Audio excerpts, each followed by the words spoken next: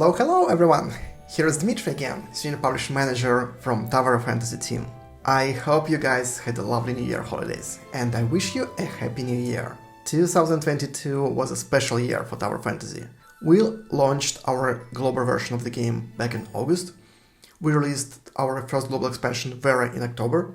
We also released the game at Steam Store, and we had a lot of updates and tons of game fixes. But that was just the beginning, because 2023 will be a very important year for the game, and we have a lot of plans and ideas to bring to Tower Fantasy. So today we want to reveal some interesting news about the upcoming 2.3 update, the first major update of this year. For today's video we invited a very important speaker, so please meet our Senior Community Manager Andrei. This guy is the one who reads and listens to your feedback every single day, and he has brought a lot of interesting news for you. So, Andrei, it's your turn, mate. Thank you, Dimitri, and hello everyone. First of all, big thanks to all of you for being part of this Tower of Fantasy journey. And as we continue this journey, our team of community managers and moderators are constantly doing our best not only to read your input, but also to keep you in the loop about the Tower of Fantasy roadmap. And this coming update, called Amidst Miasma, is yet again a very special one, because this month we are celebrating the Tower of Fantasy half-year anniversary. So, without further ado, let's jump into the first topic. Well, the new swamp map is called Miasmic Swamp. It adds a completely new style and feel to the game that is very different from the one you know from the Vera Desert and Miroria. This new map consists of a combination of rock pillars, rock-layered valleys, and abundant tropical rainforests. The vegetation and creatures around the swamp look and feel completely different from the ones in the Vera Desert, Miroria, and the Aspera regions, and guarantees for a completely new and refreshing experience. One interesting fun fact here is that the inspiration for this area came from the karst landforms in our real world, which is characterized by underground drainage systems with sinkholes and caves. In a nutshell, the entire scene consists of 3 layers: rock pillars on the top layer, rainforests, swamps, and river networks on the middle layer, and the sinkholes and limestone caves and tunnels on the bottom layer. Don't get lost in those caves. Absolutely. Some of the new interactive elements are, for example, marsh rats, neon mushrooms, and mysterious giant eggs that are scattered all around the swamp, and when you interact with those eggs, they will spawn strong enemies that you can defeat to get some valuable loot from them. There will also be areas that are covered by toxic purple fog, and in order to purify the air, you will need to solve some tricky puzzles. Talking about toxic fog, when it rains, this will also result in swamp gases that basically are poisonous and damage the wanderers. Also, the water levels of the swamp constantly change depending on the weather conditions, which also significantly affects the gameplay experience. Yes, of course, you will encounter 2 new, unique, badass bosses in version 2.3. Both of them are abyssins. The first one is called Jormungand, inspired by the Nordic mythology. Jormungand has the altered type and uses the claymore for her primary attacks, and in the later stage of the battle, she activates an additional chain-like attack that increases her range even further. The second world boss is called Eva. Her primary type is Volt, and her fighting style looks like a waltz dance with spinning attacks. In the second stage of the battle with Eva, she will increase the number of lightnings that she throws at you, so prepare for a wild dance.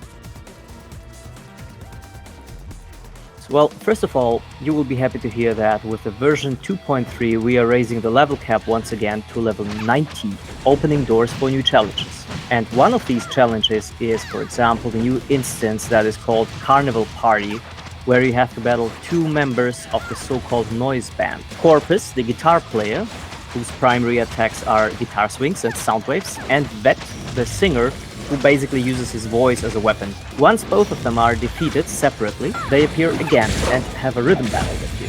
Next up is the Pursuit of Fate, for those who like it fast. In a nutshell, you drive your racing car from station to station, where you defeat different enemies, and afterwards you race through the gorge, collecting energy points, which you will need to open another chest. The last objective is to defeat Chaos Armor, Chaos Armor has a powerful charge skill that can be controlled by breaking the barrier in the scene and raising the battle. And last but not least, we have a co-op challenge called Origin of War for you. It is a seasonal challenge made for teams of 4 and has a total of 25 levels with increasing difficulty. At the end of a season, the rewards will be given based on how many levels were cleared across the entire server.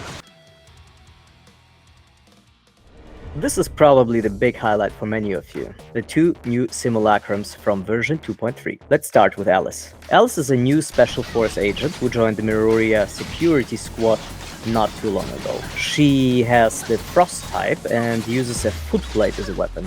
She also has the special ability to transform into a fairy for infiltration. Some quick side facts about Alice. She used to suffer from migraine, but eventually recovered. However, since then she is being haunted by the same dream over and over again. And even though she is a new member to the squad, the captain Saki Fuwa pays special attention to her. Why is that? And how is all of that related? You're gonna find out by yourself by going through the simulacrum missions and logs. The second character is Umi. Umi is a newly appointed executor in Meroria. She has the physical type and she uses a long whip called Mobius as a weapon. She's full of energy all the time, loves magic tricks, and is always trying to bring some fun and joy into the others' routine life. Umi also seems to hold some secrets that are related to a gray space entity invasion. But also here, you will have to discover these secrets by yourself. Yes! Starting from the 2nd of February, a bunch of new events and rewards will be gradually launched for the half-year anniversary. For example, you can win up to 10 red nuclei and multiple extrinsic rewards by participating in the mini-games of the half-year anniversary party. There will also be a simulacrum voting event where you can cast your vote for your favorite simulacrum, and for the simulacrum that gets the highest amount of votes, we will start a special skin design project, and the skin for that simulacrum will then be available for all the players. In addition, there will be a friend recruitment mission, so you can invite new players or veteran players who haven't logged in for at least 2 weeks. And the more players you successfully invite to the game, the more additional votes you will have for your simulacrum. There will also be voting milestones, so basically rewards for the whole community based on how many simulacrum votes have been done on the server.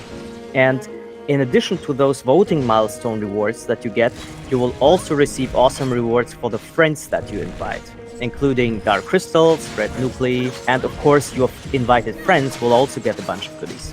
And a final spicy spoiler for you. On the 9th of February, which is the actual date of the half-year anniversary, there will be a customized, personalized review of your personal play history, looking back on what you and your friends have achieved for the past 6 months, featuring some statistics and memories of your Tower of Fantasy adventure. This is where some specific new titles will get unlocked for you based on your game data and playstyle from the past months. Well, as most of you might have noticed, we have already rolled out the server transfer feature for all the servers that existed before the 2.0 update. And over the next month, or maybe even sooner, we will roll out the function on all remaining servers as well. Pay attention to our announcements and FAQ around that time. The server merge feature is currently being developed and is already in the testing phase. We will set up the plan and schedule the rollout in different batches based on the condition of the servers in each region. Also here, keep an eye on our official announcements for more details about the server merge. We are aware that some players have requested this, and now we have prepared even more events and rewards for the 2.3 update and half-year anniversary.